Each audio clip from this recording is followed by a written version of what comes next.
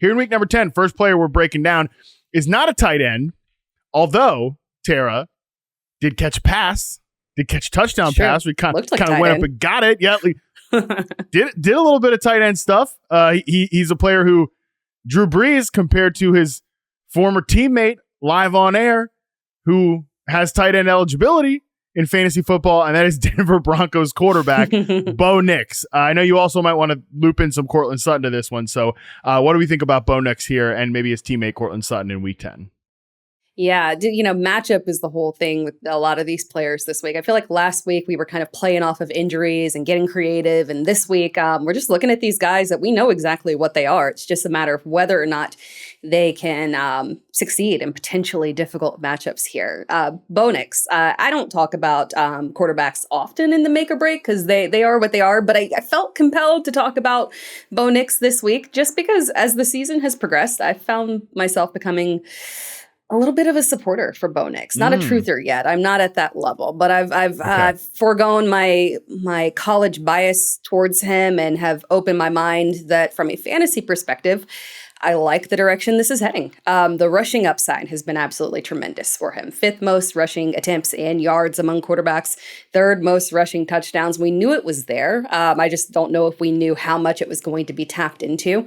And he's thriving. He's being evasive, not getting sacked a ton. It's working out very well. In terms of his fantasy performances, we've seen the lows, right? The first 4 games of the season were a little bit sketchy for him. But after that, after he got a little bit more acclimated here, the ceiling has been excellent. 30 fantasy points. The floor has been perfectly fine and acceptable. 14 fantasy points. He's had multiple top 10 finishes here. Starting to get a little bit more comfortable with him, moving him up in the rankings and feeling confident about it. But it just as we're kind of looking at him and feeling more confident, we get hit with this Kansas City matchup here, which is one of the worst passing matchups that you can have from the perspective of their overall defense is fantastic.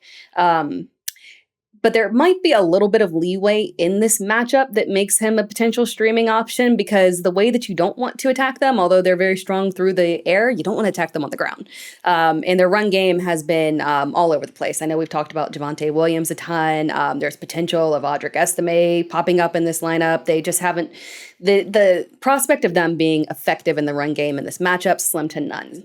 Lower scoring matchup as well. So it leans me to believe that we're going to see a decent rushing upside from Bo Nix, decent passing stats as they try to make this a competitive game here with Kansas City, whose offense is gelling more after the addition of DeAndre Hopkins. So when we're looking at Bo Nix in this matchup, he might be potentially one of your better streaming options this week. I've seen a lot of start-sit questions with him, but it is very volatile. It is extremely, extremely risky here because we're literally depending on that rushing upside to be there to carry him in terms of that floor, because without it, it could get a little bit ugly.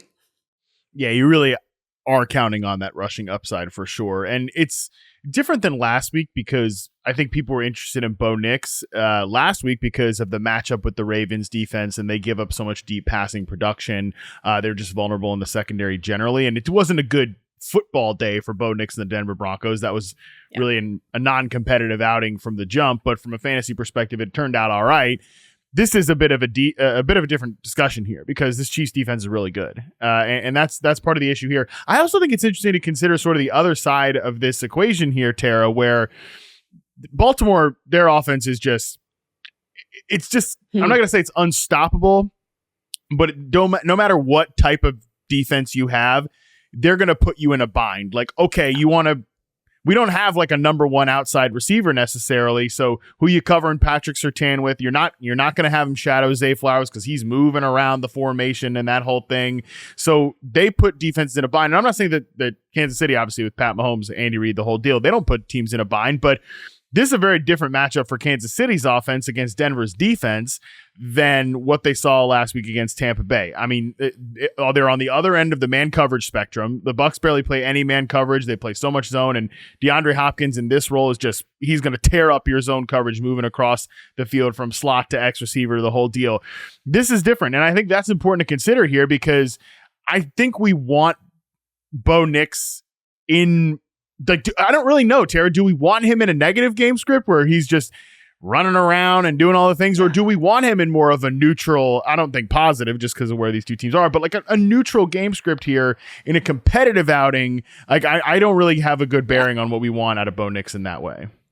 Yeah, I agree with what you're saying. We looked last week, the negative game script. You would have thought that there would have been a little bit more pass volume. There wasn't. It didn't. It wasn't as if he was out there just straight chucking it. So I think a neutral game script does make a lot more sense here, and probably benefits Cortland Sutton as well. Because when you look at him in that offense, and things were a little bit shaky in terms of his targets and catchable balls as well. But over the past couple of weeks, they've gotten on track. Yes, in better matchups, but at the same time, it seems like they've really decided to stop playing around with shifting targets to other locations and said, hey, this is our guy right here. We're going to narrow the target share within this offense. And we're seeing high volume go to Cortland Sutton. So if that connection can remain, the strongest connection between the two players on the team, at the same time, get a game where this is low scoring but competitive. It doesn't feel like we're getting a panicked Bo Nix trying to chase points and figure out or play hero ball or something like that. It does make a lot more sense for both of them. So I agree with you. We want to see a more competitive game to where they're not having to figure out what to do with Bo Nix and whether or not they're just pushing high pass volume, and they can have a more balanced attack there. It is just funny looking at the Denver Broncos target distribution just in the last two games, even just playing time distribution. Cortland Sutton's run around on 84% of the dropbacks. Nobody else is higher than 50. He has a 29.6% target share. Nobody else is higher than 16. The number 2 receiver has gone from being Troy Franklin for a minute. Now it's like little Jordan Humphrey. It was Josh. Like it's all over the place, but Cortland Sutton is obviously the one constant.